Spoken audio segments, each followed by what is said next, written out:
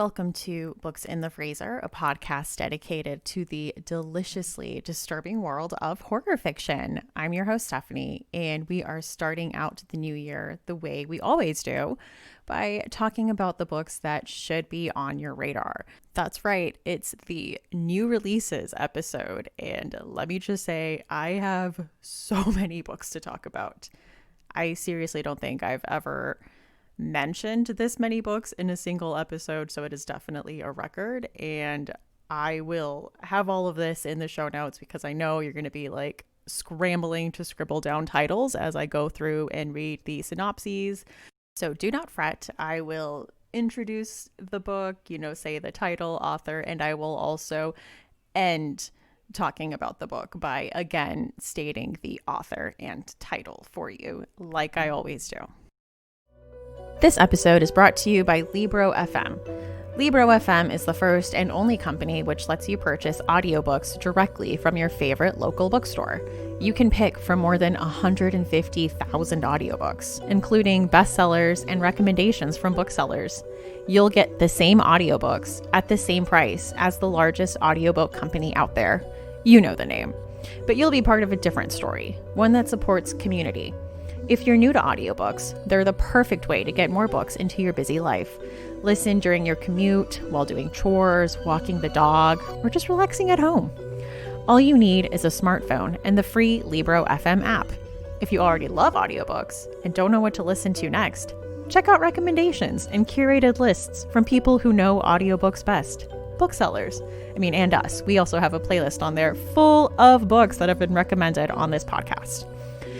Books in the Freezer special offer. You get 2 audiobooks for the price of one, just $14.99, with your first month of membership using code FreezerBook. This offer is valid for new members in Canada and the United States. Thank you, Libro FM, for supporting the show. Okay, so let's talk about some books. So starting off, we have a sequel, and this is Song of the Sandman by J.F. Dubois, and this is the follow-up to A God in the Shed, which we have talked about on this show. I think it might have been in the Canadian horror episode. I am not certain, though. Don't quote me on that. The synopsis reads, after a terrible mass shooting at Cicero's circus, the evil presence responsible for the carnage is taken in by a doomsday cult lying in wait for such an opportunity. The village struggles to get back to normal in the aftermath of the shooting. The massacre was the final straw for many inhabitants, triggering a mass exodus. Families left their homes without looking back, not even to find out what could have caused such a tragedy. However, to those that know the truth, that a malevolent god unleashed its wrath upon the village. It's only a matter of time before events repeat themselves. Venus Mackenzie ventures deeper into the pit of secrets in Death's wake, praying that what she'll find will help her against the dark forces she couldn't defeat before. So keep your eyes open for that one, coming out January 21st. I know the first book, A God in the Shed, was this very intense Canadian small town folk horror story. So this seems like a continuation of that. And again, that is Song of the Sandman by J.F. Dubois. And I have included a few thrillers in this list. So the first one of those is my next pick, which is If I Disappear by Eliza Jane Brazier. This is going to be coming out January 26th. When her favorite true crime podcast host goes missing, an adrift young woman sets out to investigate and plunges headfirst into the wild backcountry of Northern California and her own dangerous obsession. Sarah loves true crime podcasts. They give her a sense of control in a world where women just like her disappear daily. She's sure they are preparing her for something. So when Rachel, her favorite podcast host, goes missing, Sarah knows it's time to act. Rachel has always taught her to trust her instincts. Sarah follows the clues hidden in the episodes to an isolated ranch outside Rachel's small hometown to begin her search. She's convinced her investigation will make Rachel so proud But the more Sarah digs into this unfamiliar world, the more off things start to feel. Because Rachel is not the first woman to vanish from the ranch, and she won't be the last. Rachel did try to warn her. Okay, so there's a few reasons this one caught my eye. And the first one, yes, is that I am partial to books that revolve around podcasting or have podcasts as an element. And as someone who consumes a lot of podcasts and like the occasional true crime podcast, I was very interested in this. And I mean, there is also the fact that my original co-host was a Rachel. But besides that, I think just reading I definitely get some unreliable narrator hints, and I think we might go into the kind of relationship listeners feel to a podcast host, because it does seem like a very intimate relationship, you know, like where you listen to podcasts and you definitely feel like the hosts are your friends, but you know, essentially that is a one-way relationship. I mean, except all of you guys, you are all my friends and I am your friend. But so there's that. And then there's also the like going back and looking for clues that I'm wondering about. I'm just very curious about this one. So that's why I put it on the list. It just seemed so intriguing. Again, that is If I Disappear by Eliza Jane Brazier, and that is coming out January 26th. The next book I wanted to mention is The Project by Courtney Summers. And if that name sounds familiar, that's because she is the author of Sadie, which I have said time and again is one of my favorite books. The Unity Project saved my life. Lo Denham is used to being on her own. After her parents died, Lo's sister Bee joined the Unity Project, leaving Lo in the care of their great aunt.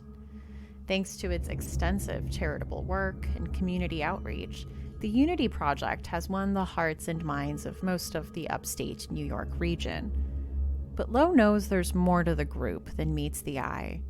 She's spent the last 6 years of her life trying and failing to prove it. The Unity Project murdered my son. When a man shows up at the magazine Lo works for, claiming the Unity Project killed his son, Lo sees the perfect opportunity to expose the group and reunite with Bee once and for all. When her investigation puts her in the direct path of its charismatic and mysterious leader, Lev Warren, he proposes a deal. If she can prove the worst of her suspicions about the Unity Project, she may expose them. If she can't, she must finally leave them alone. But as Lo delves deeper into the project, the lives of its members, and spends more time with Lev, it upends everything she thought she knew about her sister, herself, cults, and the world around her, to the point where she can no longer tell what's real or true. Lo never thought she could afford to believe in Lev Warren, but now she doesn't know if she can afford not to. Welcome to the Unity Project. Okay, so there's a lot to unpack there, but a young journalist trying to save her sister from a cult and possibly getting sucked in by its charismatic leader sounds fascinating and 100% like a book I would read. So I absolutely need that in my life. That'll be out February 21st from Macmillan. And again, that is The Project by Courtney Summers.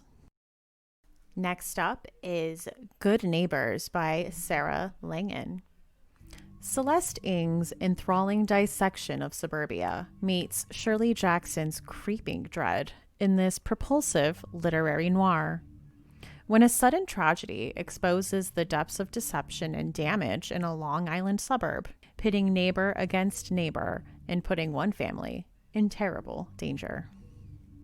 Welcome to Maple Street, a picture-perfect slice of suburban Long Island. Its residents bound by their children, their work, and their illusion of safety in a rapidly changing world. Arlo Wilde, a gruff, has-been rock star who's got nothing to show for his fame but track marks, is always 2 steps behind the other dads. His wife, beautiful ex-pageant queen Gertie feels socially ostracized and adrift. Spunky preteen Julie curses like a sailor, and her kid brother Larry is called Robot Boy by the kids on the block. Their next door neighbor and Maple Street's queen bee, Ree Schroeder, a lonely community college professor repressing her own dark past, welcomes Gertie and family into the fold. Then, during one spritzer-fueled summer evening, the new best friends share too much too soon. As tensions mount, a sinkhole opens in a nearby park, and Ree's daughter, Shelley, falls inside. The search for Shelley brings a shocking accusation against the Wilds that spins out of control. Suddenly, it's one mom's word against the others in a court of public opinion that can only end in blood. A riveting and ruthless portrayal of American suburbia, Good Neighbors excavates the perils and betrayals of motherhood and friendships, and the dangerous clash between social hierarchy, childhood trauma, and fear. This sounds so good, and not just because it was described as basically Celeste Ng meets Shirley Jackson, which of course is always going to get me. I do love some suburban tensions, kind of suburban horror. I know this sounds a little more on the thriller side, but Sarah Langan is a horror author.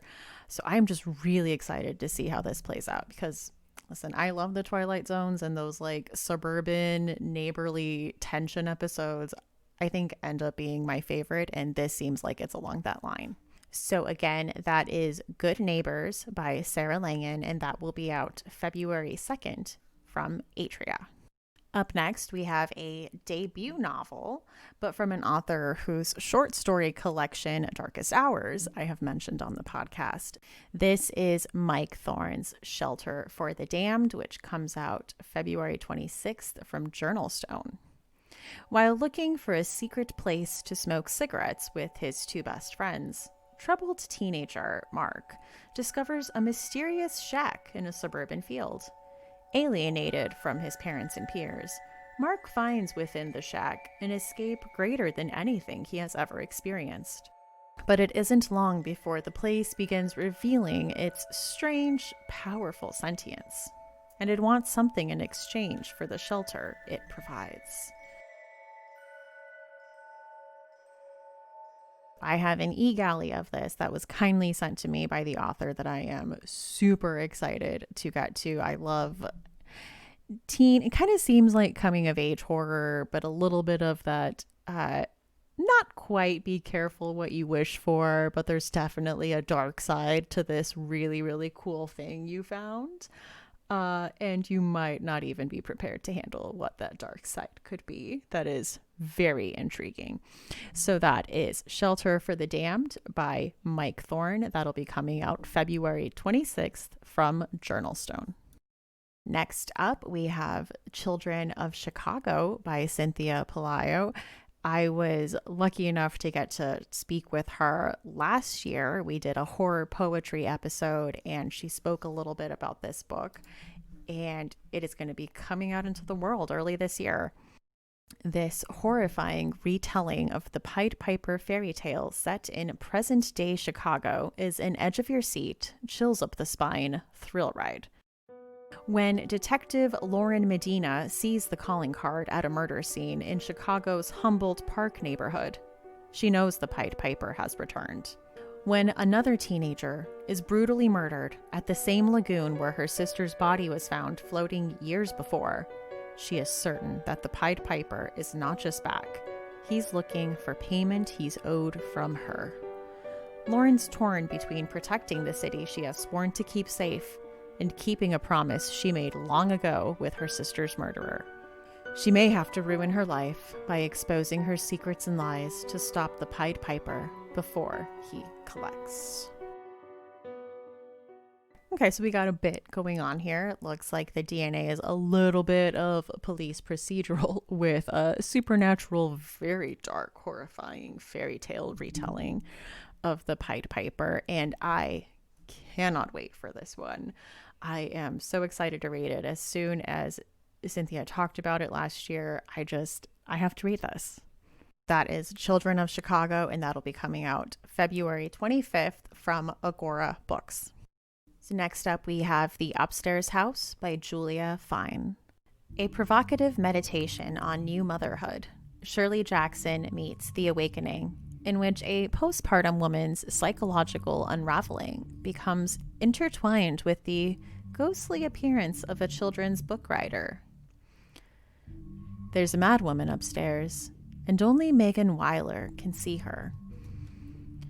Ravaged and sore from giving birth to her first child, Megan is mostly raising her newborn alone, while her husband travels for work. Physically exhausted and mentally drained, she's also racked with guilt over her unfinished dissertation, a thesis on mid-century children's literature. Enter a new upstairs neighbor, the ghost of quixotic children's book writer Margaret Wise Brown, author of the beloved classic Goodnight Moon, whose existence no one else will acknowledge. It seems Margaret has unfinished business with her former lover, the once famous socialite and actress Michael Strange, and is determined to draw Megan into the fray.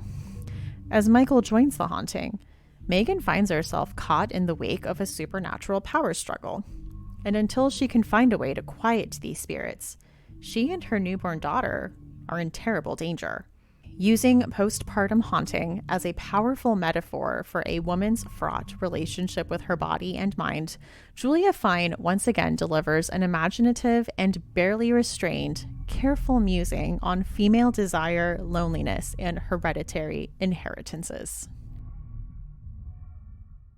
So there's a lot I find interesting in here, in that I think the postpartum period is something that I think we as a society need to talk more about. And I do like this horror take on it, in that she is literally being haunted by guilt. I mean, at least that's how I read it right now. I have not read the book, but she's haunted over not finishing her dissertation, and then literally sees kind of the subject of her dissertation. So this is one I'm definitely going to pick up. And again, that is The Upstairs House by Julia Fine. So next up, we have Our Last Echoes by Kate Alice Marshall. And if that name sounds familiar to you, that's because I talked about her other book, Rules for Vanishing, in our Urban Legends horror episode. In 1973, 31 residents of Bitter Rock disappeared.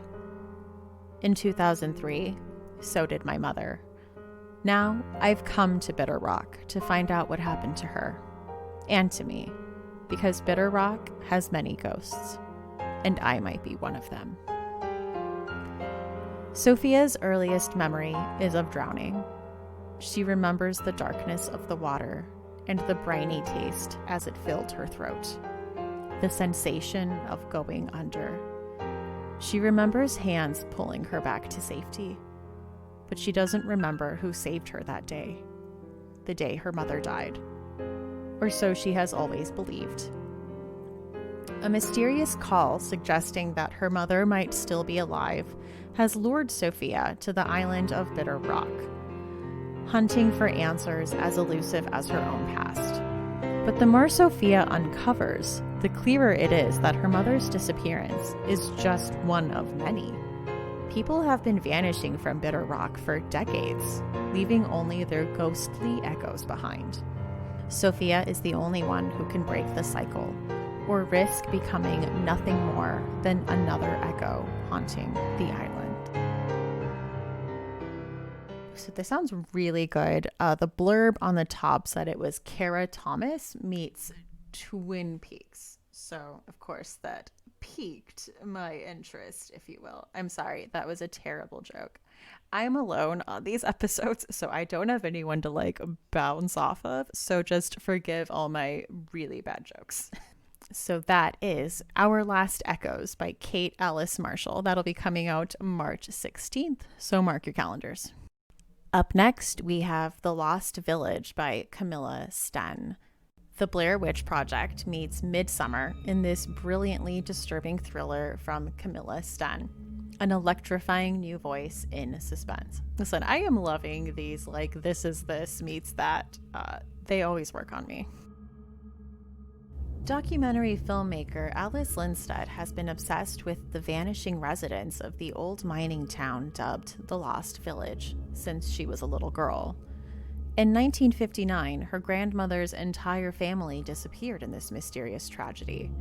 And ever since, the unanswered questions surrounding the only two people who were left, a woman stoned to death in the town center and an abandoned newborn, have plagued her. She's gathered a small crew of friends in the remote village to make a film about what really happened. But there will be no turning back. Not long after they've set up camp, mysterious things begin to happen. Equipment is destroyed. People go missing. As doubt breeds fear and their very minds begin to crack, one thing becomes startlingly clear to Alice. They are not alone. They're looking for the truth, but what if it finds them first? Okay, I'm getting the Blair Witch Project vibe from this, and I love that. Yeah, I just basically everything that was said here is something I would be interested in. So I am excited about that. Again, that is The Lost Village by Camilla Sten. That is coming out, let's check it, March 23rd from Minotaur. Next up, we have The Last House on Needless Street by Catriona Ward.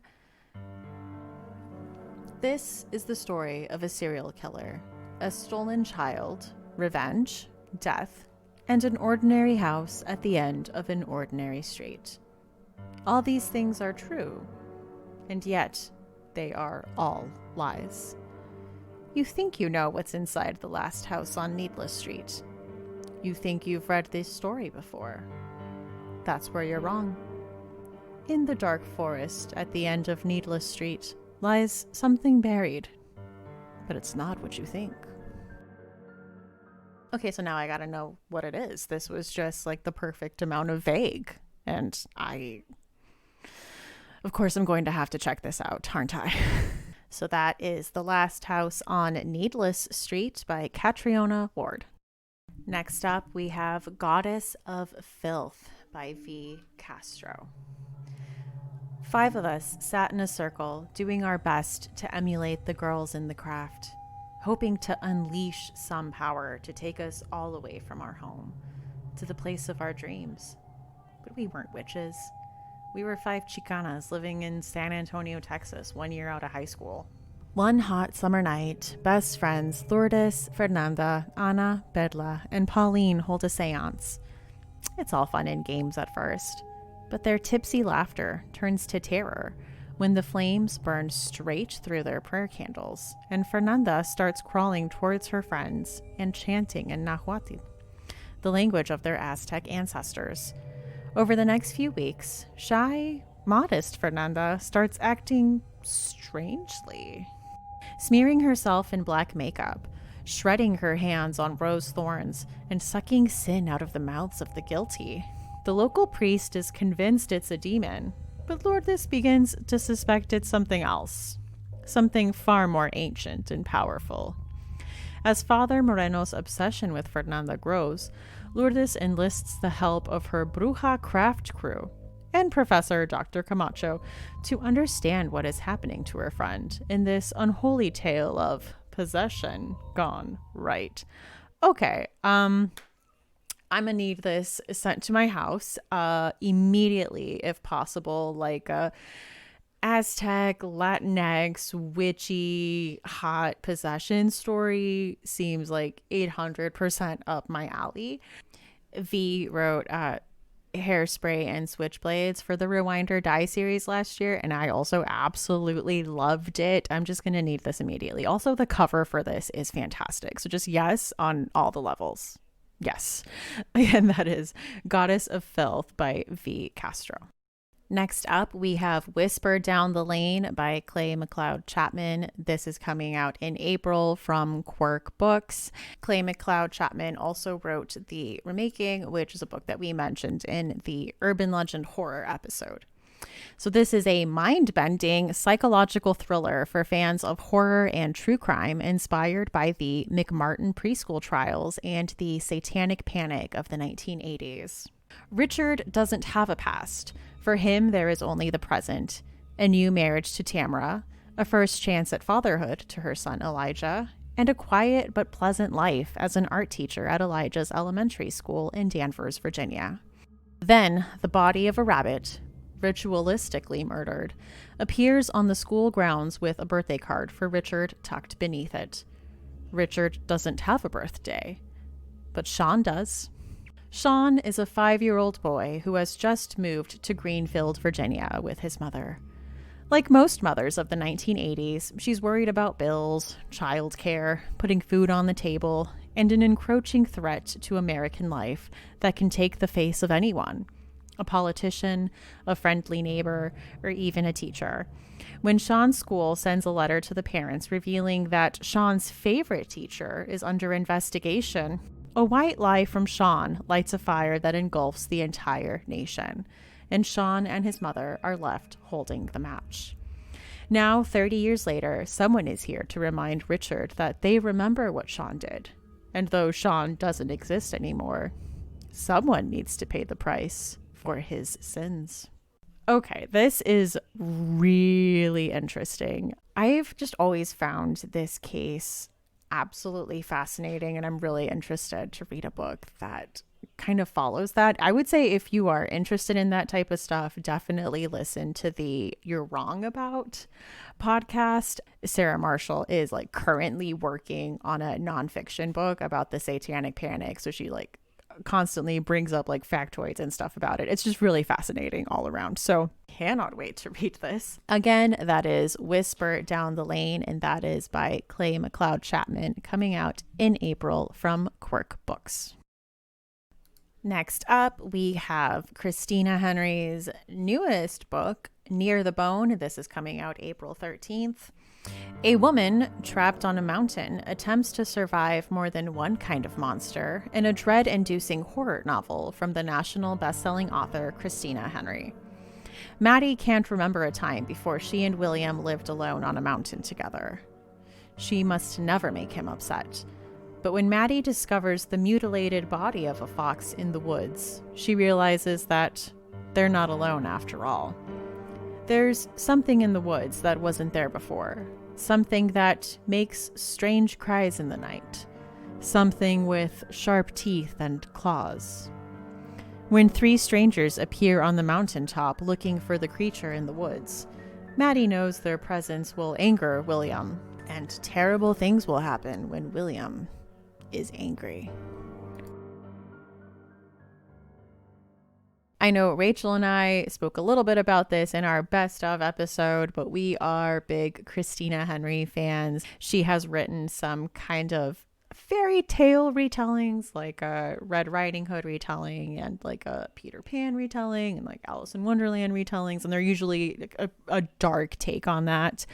And then she wrote The Ghost Tree last year, which was just an original female coming of age story. And this sounds just really interesting. It definitely seems like she's leaning into the horror aspect as she goes on. And listen, Christina Henry is an author that I will read anything from. So, you know, I'm going to be reading this. So that is Near the Bone by Christina Henry. So next up, we have 2 works from author Haley Piper. The first is a short story collection, Unfortunate Elements of My Anatomy. These are 18 stories of queer horror, isolation, and the monstrous feminine. Okay. Including an original Grimm novelette, Recitation of the First Feeding.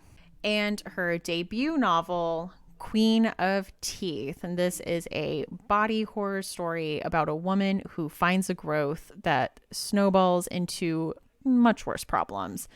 I couldn't find a lot about this, but you know what? The word Cronenbergian body horror was thrown out a lot, which definitely piqued my interest. So I am gonna need this. So the short story collection comes out in spring by 7th Terrace Press.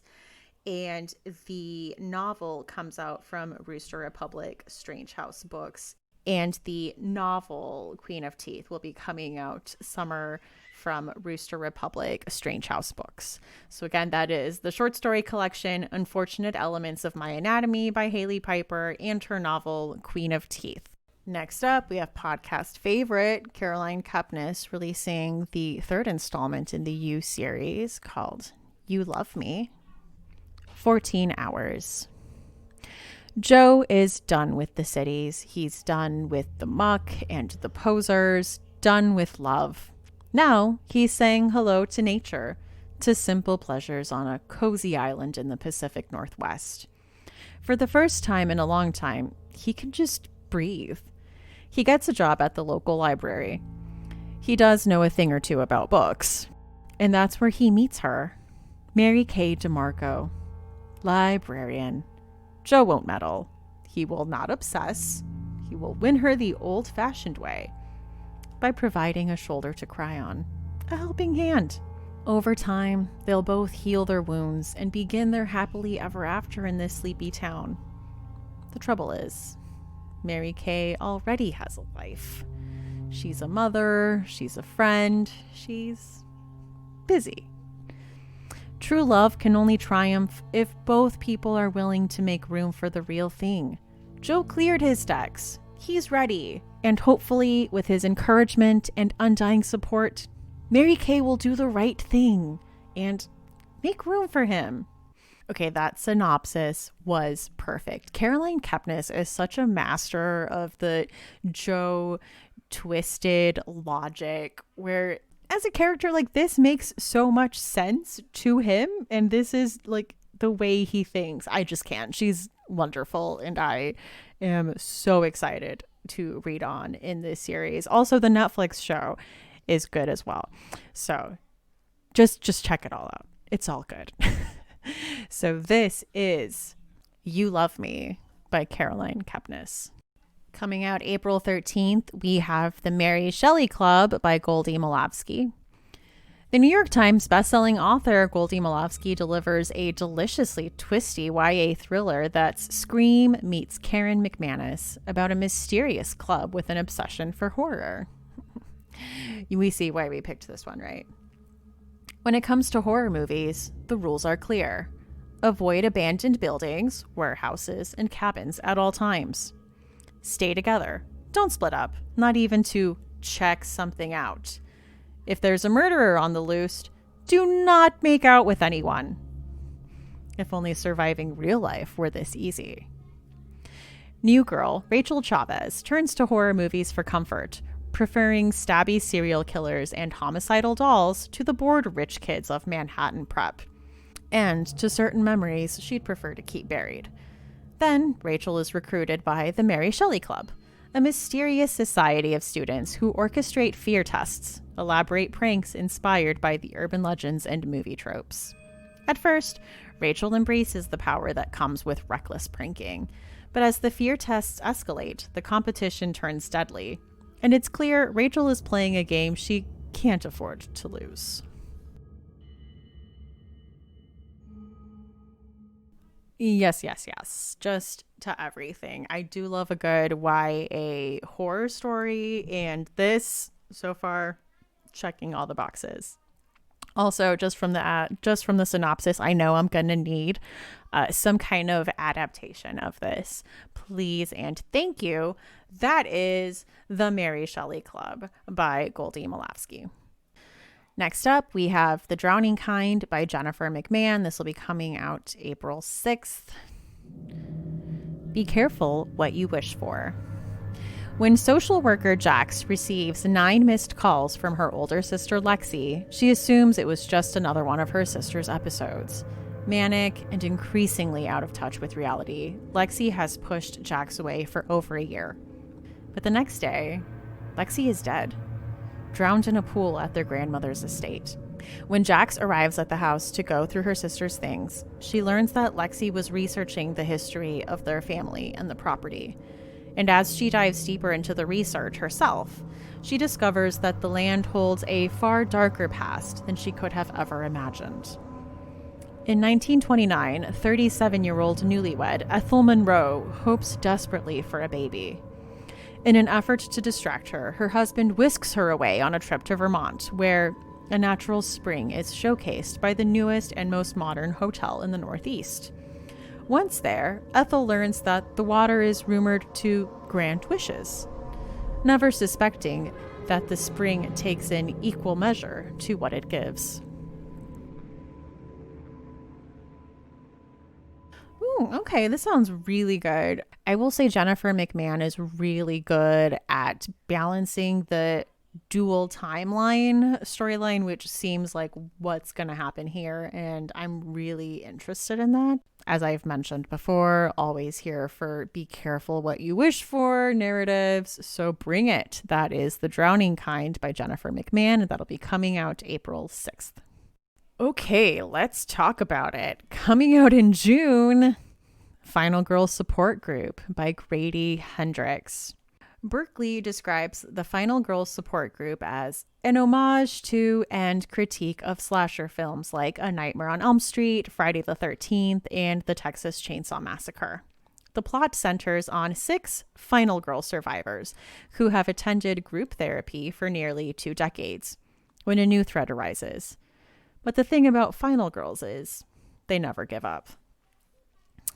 Grady Hendrix says, the Final Girls Support Group has been with me for years, a project I've written, rewritten, added to, and changed as my life changed, almost like a diary. It's a book about survival, finding reserves of strength you didn't know you had, and our mad fight to make it through the night. Final girls are one of horror's most enduring tropes, and this book contains everything I wanted to say about the horror I grew up with in the 80s and 90s and how it taught me to never quit. This is probably one of my most anticipated releases. Listeners of the podcast know we huge Grady Hendrix fans, love slashers, love Final Girls.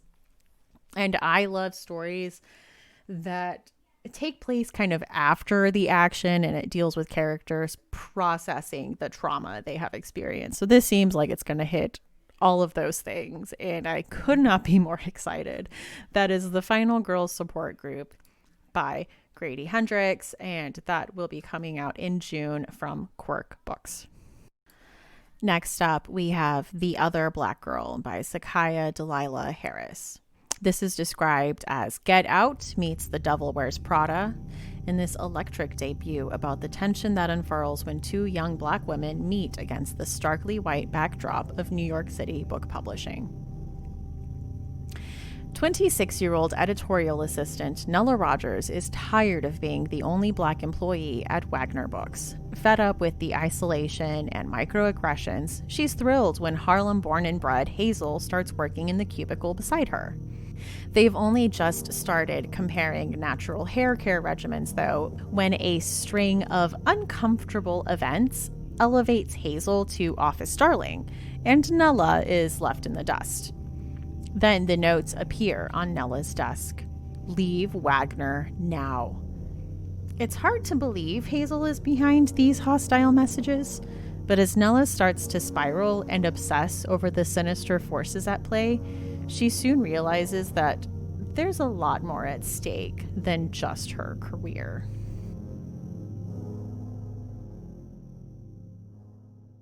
So a few things drew me in about this one. I love the cover on this, and as I mentioned, I do love the this is this and Get Out meets The Devil Wears Prada. This sounds fascinating. I'm also always big on work horror, and this coupled with, the racial tensions of a character who felt out of place in a kind of an all-white work environment and finally has someone to commiserate with, and then she seems to kind of be taken away and then seems to be warning her about something supernatural is really interesting. And I'm always really interested in the hatred and misogyny and white supremacy as kind of supernatural forces. So I'm really interested to see if this explores that. So I am going to check that out. That is The Other Black Girl by Sakaya Delilah Harris. Next up, we have The Book of Accidents by Chuck Wendig.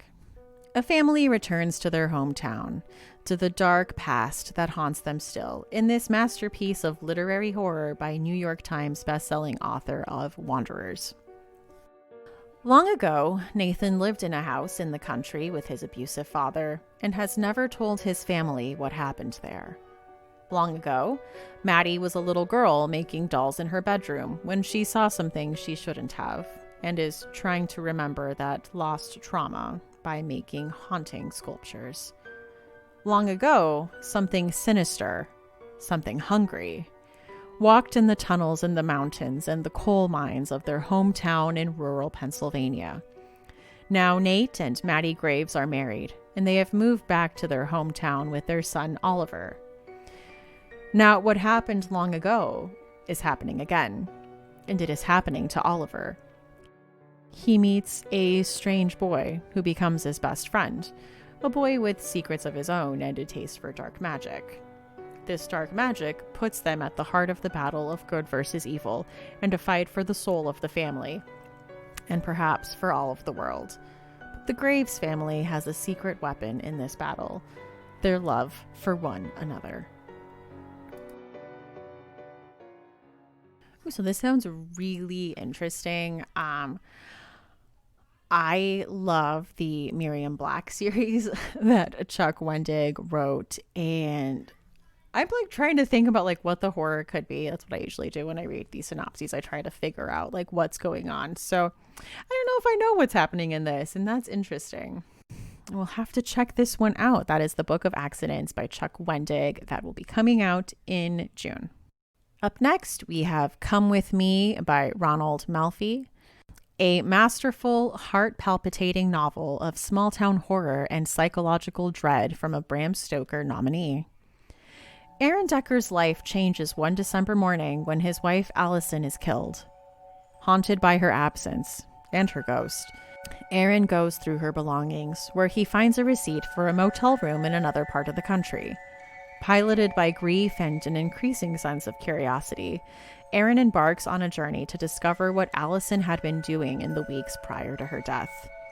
Yet Aaron is unprepared to discover the dark secrets Allison kept, the death and horror that make up the tapestry of her hidden life. And with each dark secret revealed, Aaron becomes more and more consumed by his obsession to learn the terrifying truth about the woman who had been his wife, even if it puts his own life at risk.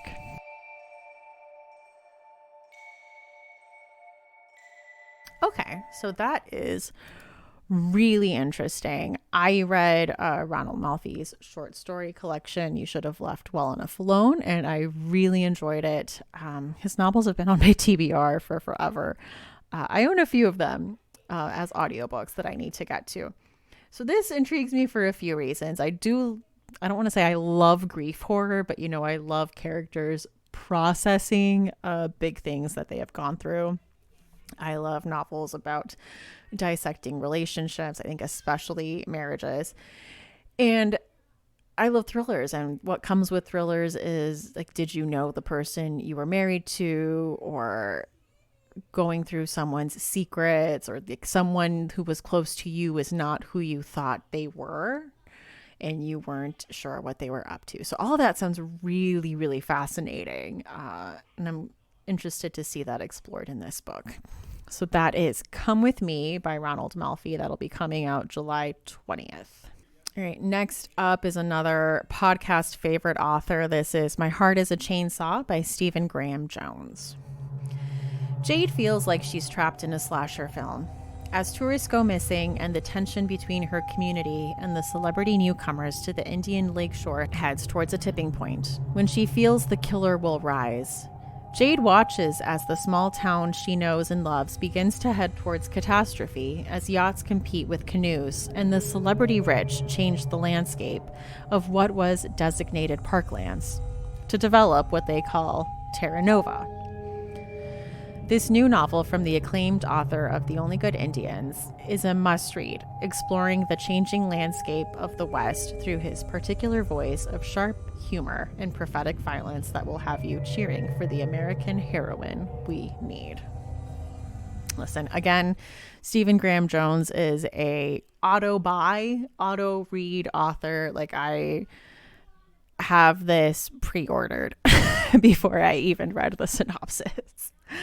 So I am really excited to get to that. That is My Heart is a Chainsaw by Stephen Graham Jones. Next up, we have Small Favors by Aaron A. Craig. Again, I did an episode with Aaron last year where we talked about Daphne du Maurier's Rebecca, and we talked a little bit about this. Ellery Downing is waiting for something to happen. Life in isolated Amity Falls, surrounded by an impenetrable forest, has a predictable sameness. Her days are filling with tending to her family's beehives, chasing after her sisters, and dreaming of bigger things, while her twin, Samuel, is free to roam as he wishes. Early town settlers fought off monstrous creatures in the woods, and whispers that the creatures still exist keep the Downings and their neighbors from venturing too far. When some townsfolk go missing on a trip to fetch supplies, a heavy unease settles over the falls. Strange activities begin to plague the town, and as the seasons change, it's clear that something is terribly wrong. The creatures are real, and they're offering to fulfill the residents' deepest desires, however grand, for just a small favor. These seemingly trifling demands, however, hide sinister intentions. Soon Ellery finds herself in a race against time to stop Amity Falls, her family, and the boy she loves from going up in flames. Okay. There's a lot that sounds really interesting there. I know when I talked to her on the podcast, she said it was a bit of a Rumpelstiltskin retelling, and that had kind of Needful Things vibes. It's like Needful Things. At the beginning, I was getting a lot of like The Village vibes. The Village with the bees, and Rumpelstiltskin and Needful Things. It's just a mixture of things that are buzzwords that I just want. I want it now. So that is Small Favors by Aaron A. Craig. And last but not least, we have Riley Sager's newest book, Survive the Night. It's November 1991. George H.W. Bush is in the White House, Nirvana is in the tape deck, and movie-obsessed college student Charlie Jordan is in a car with a man who might be a serial killer. Josh Baxter, the man behind the wheel, is a virtual stranger to Charlie. They met at the campus ride board, each looking to share the long drive home to Ohio. Both have good reasons for wanting to get away. For Charlie, it's guilt and grief over the murder of her best friend, who became the third victim of a man known as the campus killer. For Josh, it's to help care for his sick father, or so he says. Like the Hitchcock heroine she's named after, Charlie has her doubts. There's something suspicious about Josh, from the holes in his story about his father to how he doesn't seem to want Charlie to see inside the car's trunk. As they travel an empty highway in the dead of night, an increasingly worried Charlie begins to think she's sharing a car with the campus killer. Is Josh truly dangerous? Or is Charlie's suspicion merely a figment of her movie-fueled imagination? What follows is a game of cat and mouse, played out on night-shrouded roads and in neon-lit parking lots, during an age when the only call for help can be made on a payphone and in a place where there's nowhere to run. In order to win, Charlie must do one thing: survive the night. And that seems like a good one to end this episode on. I love Riley Sager books, so I'm, as usual, really stoked about this one. So again, that seems like a good place to end this episode. Again, that is Survive the Night by Riley Sager. That'll be coming out July 6th. So definitely check that out when it comes out. And as always, thanks for checking out this episode. I hope I put some books on your radar. So let me know which book you are most excited for in this new year of 2021. Books in the Freezer is a bi-weekly podcast. We post episodes every other Tuesday. You can find us on Twitter at BooksFreezerPod, on Instagram at BooksInTheFreezer, on Facebook at facebook.com/BooksInTheFreezer, and you can send us an email at booksinthefreezer@gmail.com. If you're looking for a way to support the show, we are on Patreon at patreon.com/booksinthefreezer with a $1, $3, and $5 level and a lot of different perks at each level. We also have an affiliate link for Amazon that'll be available in the show notes. So if you just use Amazon like you normally would, but you click on the affiliate link first, that helps out the podcast a bit. And of course, a free way to support the podcast is to tell a friend about it or to leave a review on a site like Apple Podcasts. This year, we are doing a reading challenge, which you can find by searching hashtag BITF Challenge 2021 on Twitter or Instagram or even Facebook. It should work. But we have a lot of prompts. I think it's like 12 or 14 prompts for books to read this year. And you get to pick what you want to read that fulfills that challenge. It is available on Storygraph, where you can actually pick what you read and then, it checks it off the challenge. And it is available also on Goodreads. We have little groups to discuss what everyone is reading for each prompt in case you needed some ideas. So check that out. Again, that is hashtag BITF Challenge 2021. And one of those prompts is to read a book released in 2021. So of course you can pick any of the books I mentioned here. I'm Stephanie. You can find me on Twitter at lady_Ganya or on Instagram at That's What She Read. That's with 2 A's, or on YouTube at That's What She Read. As always, thank you so much for being a listener, and see you next time on Books in the Freezer.